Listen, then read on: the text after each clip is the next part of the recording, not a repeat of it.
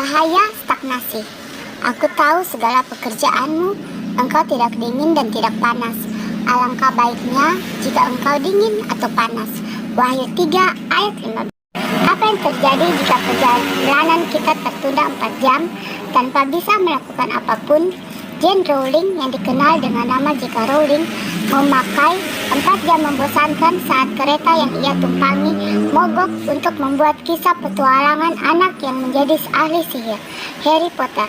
Rasa bosan yang diarahkan dengan tepat ternyata bisa menciptakan inovasi dan kreativitas.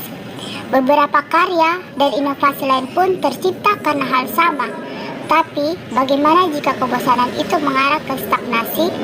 Stagnasi adalah kondisi tak bisa berkembang. Kita menjadi pandai dan tak bisa kemana-mana. Keadaan stagnan ini seringkali tidak kita sadari. Kita merasa semua baik-baik saja. Kita merasa sudah puas dengan keadaan kita. Kita bahkan tak lagi merasa bosan karena menganggap semua baik-baik saja.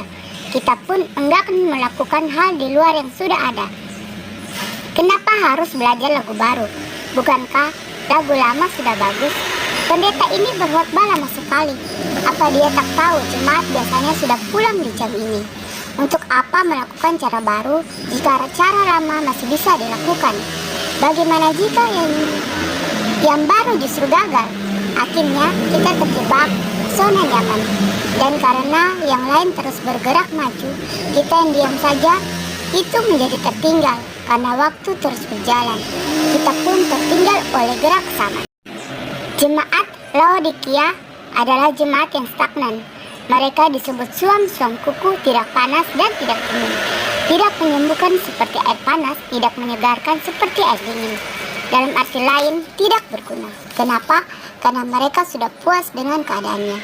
Karena sudah puas, mereka pun tidak merasa butuh Kristus. Segala sesuatu yang stagnan pada akhirnya akan jadi tak berguna. Mengapa?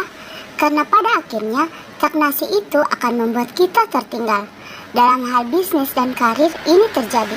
Karir tidak meningkat, usaha kita tertinggal dibanding kompetitor. Dalam kerohanian, stagnasi ini bahkan membuat Tuhan muak. Orang Kristen yang stagnan bisa jadi tetap beribadah, tapi hati mereka makin menjauh dari Tuhan karena mereka merasa sudah baik-baik saja tanpa Dia. Waspadailah stagnasi dalam hidup kita. Jika kita stagnan, kita pasti akan ketinggalan. Untuk mendukung channel ini, mohon klik tombol subscribe. Terima kasih.